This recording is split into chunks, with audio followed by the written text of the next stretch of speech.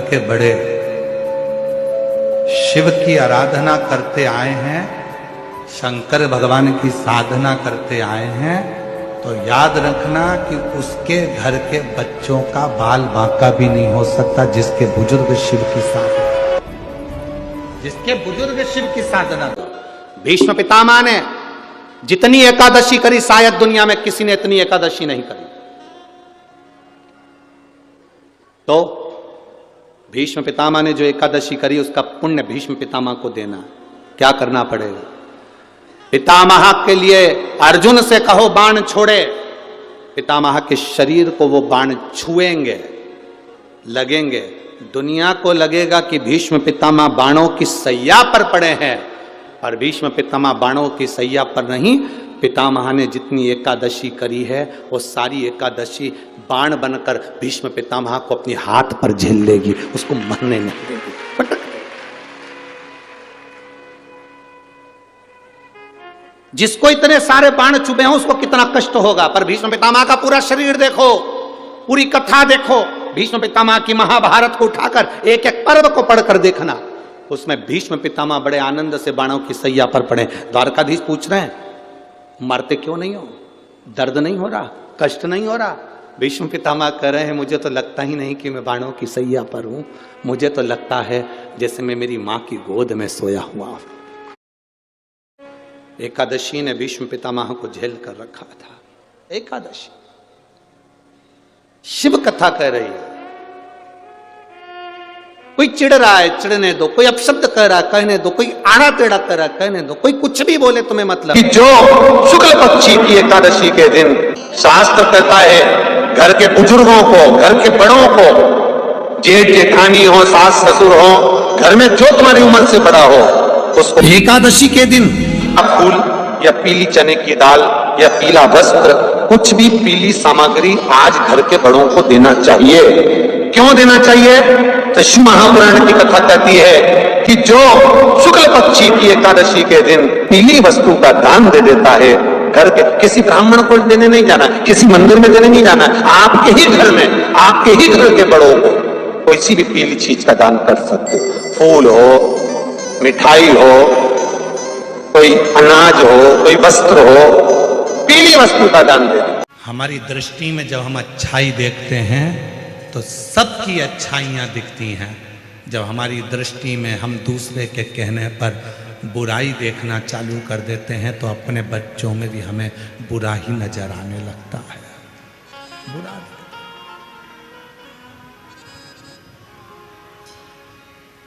शिव जी के कितने नेत्र हैं? जम के बोलो। सिरूर वाले बोलते हैं कि नहीं बोलते? जरा आवाज आना चाहिए जम के। शिव जी के कितने नेत्र हैं? आपके कितने हैं? गलत बात है। ब्रह्म लोक के देवता ब्रह्मा जी, वैकुंठ लोक के देवता भगवान विष्णु, मृत्यु लोक के देवता भगवान शंकर। जब मृत्यु लोक के देवता भगवान शंकर के 3 नेत्र हैं तो तुम्हारे भी कितने हैं? 3। शिव जी के 3 नेत्र हैं तो अपने भी 3 नेत्र। शिव जी के 3 नेत्र हैं तो पृथ्वी पर जन्म लेने वाले हर मनुष्य के 3 नेत्र। पहला नेत्र शंकर भगवान का, दूसरा नेत्र भी शिव जी का और तीसरा नेत्र भी शिव जी का। उसी तरह आपके भी कितने नेत्र हैं? एक नेत्र ये जिससे आप अपनी अच्छाई देखते हो, मैंने जो करा बहुत अच्छा करा, मेरे बराबर कोई नहीं कर सकता। दूसरा नेत्र ये जिससे आप अपने परिवार की अच्छाई देखते हो, मेरे बच्चों ने जो करा बहुत अच्छा करा, मेरे घर के लोगों ने जो करा बहुत अच्छा करा। और तीसरा नेत्र यहाँ होता है जिससे हर व्यक्ति, हर एक व्यक्ति की बुराई ढूंढता रहता है, वो तीसरा नेत्र है।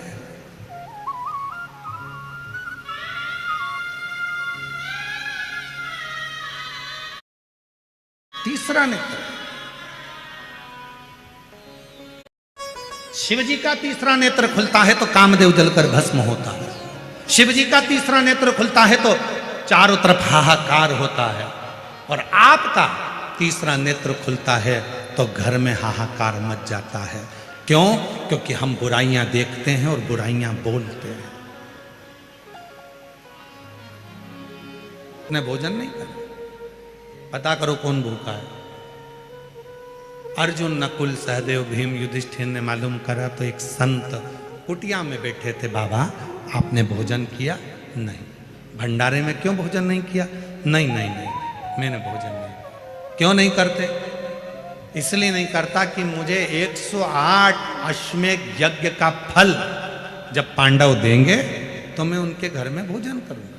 पर पांडवों ने तो एक ही यज्ञ करा है, तो 108 अश्वमेध यज्ञ का फल कैसे देंगे? उनके पास 108 अश्वमेध यज्ञ का फल नहीं है, तो मैं भी भोजन नहीं करता। नहीं बाबा, आपको भोजन करना पड़ेगा, भोजन करोगे तो ही तो घंटा बजेगा। चलो। बाबा नहीं कर। द्रौपदी के कानों में शब्द पहुंच गया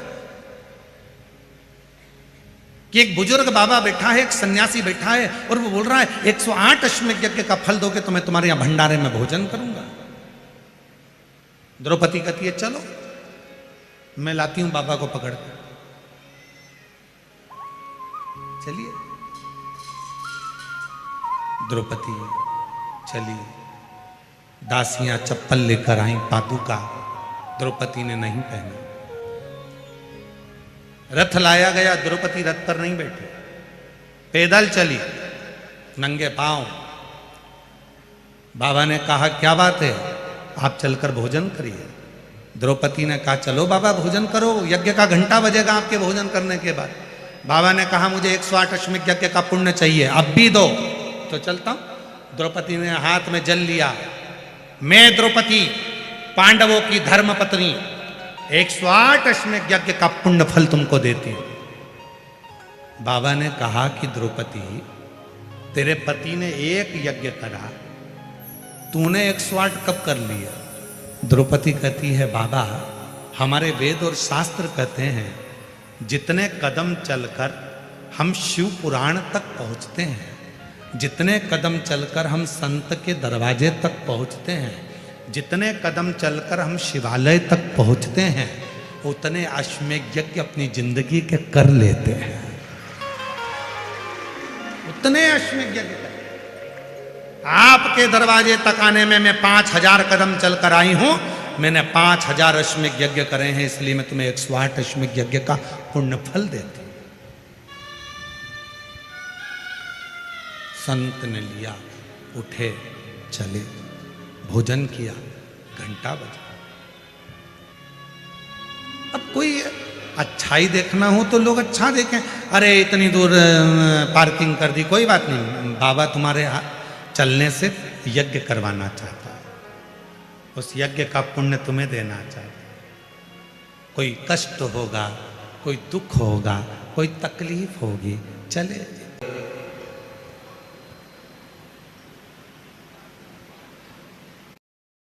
इस पवित्र मंदिर में, मां शीला मनीश्वर महादेव मंदिर में, भगवान शंकर का जो प्रतिबिंब है, भगवान शंकर का जो स्वरूप है, वो एक वराह रूप में,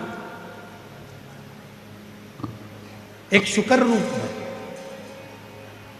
और शुकर में भी नारी 12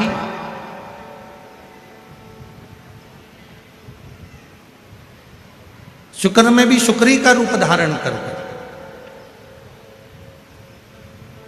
आप उस मूर्ति का दर्शन करेंगे तो भगवान शुक्री का रूप धारण करे हुए हैं, और उनके स्तनों से 12 शुक्री के बच्चे लपटे हुए हैं जो उनका दूध पी रहे हैं। उस मंदिर की मूलता, उस मूर्ति की मूलता।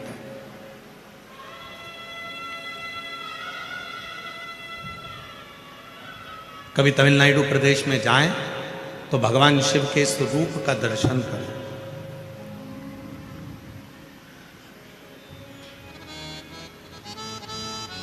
एक प्रसंग मिलता है, प्राचीन काल में एक ऋषि हुए, बाल ब्रह्मचारी जी थे, बाल मुनि थे, वन में रहते थे, शिव की आराधना करते थे, भगवान की भक्ति में डूबे रहते थे। उनके आश्रम में, उनकी कुटिया में 12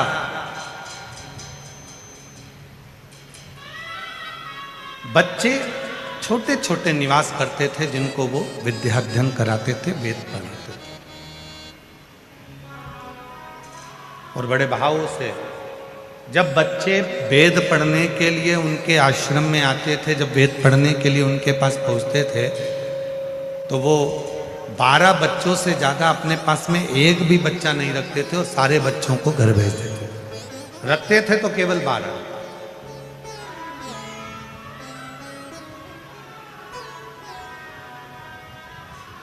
और उन 12 बच्चों को अपने पास रखकर उनको विद्याध्ययन कराना, उनको वेद पढ़ाना, उनको शास्त्र का अध्ययन कराना, उनको स्मरण कराना, उनको पढ़ाना।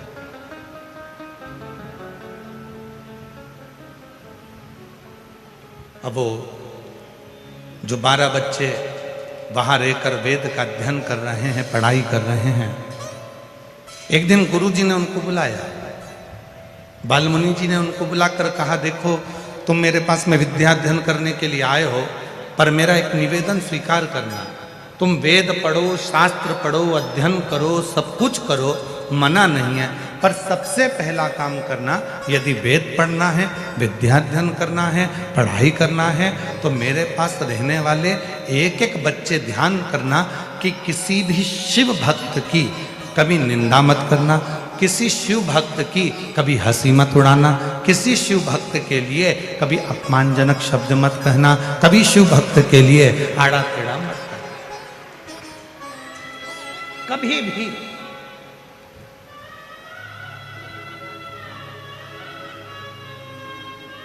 और महाराज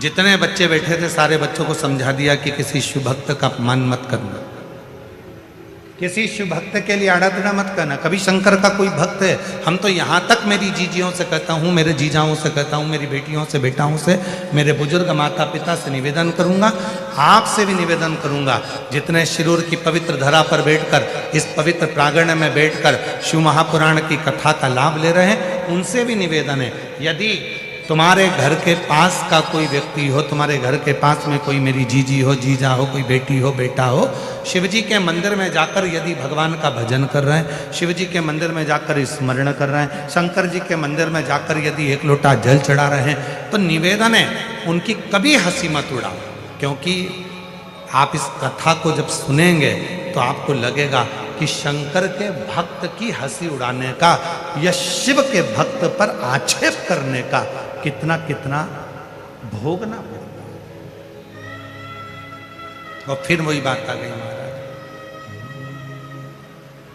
मत बुरे कर्म कर मन वरना पछताएगा, भगवान की आंखों से तू बच नहीं पाएगा, तू बच नहीं पाएगा, नहीं होगा। लड़की कहती है मैं कमा कर ला रही, पत्नी कहती है इन बच्चों को मैं पाल रही हूं, और पिता कहता है इन बच्चों को मैं पाल रही हूं। सास कहती है चाहिए जिससे अपने कर्म का भोग भगवान शंकर को जल चढ़ाते चढ़ाते वो कर्म का लेख हमारा कट जाए।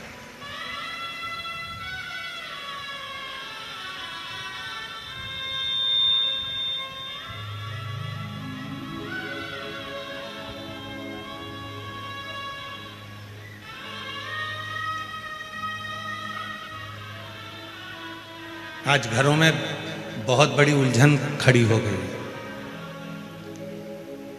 लड़का कहता है कि मैं कमा कर ला रहा हूं, लड़की कहती है मैं कमा कर ला रही हूं। पत्नी कहती है इन बच्चों को मैं पाल रही हूं, और पिता कहता है इन बच्चों को मैं पाल रही हूं। सास कहती है कि तुम्हारे बच्चों को मैं पाल रही हूं, तुम तो खूब एंजॉय कर कर शॉपिंग मॉल घूम रहे हो। ससुर कह रहा है दिन भर दुकान पर बैठकर मैं कमा रहा हूं और मेरे बच्चे मौज कर रहे हैं।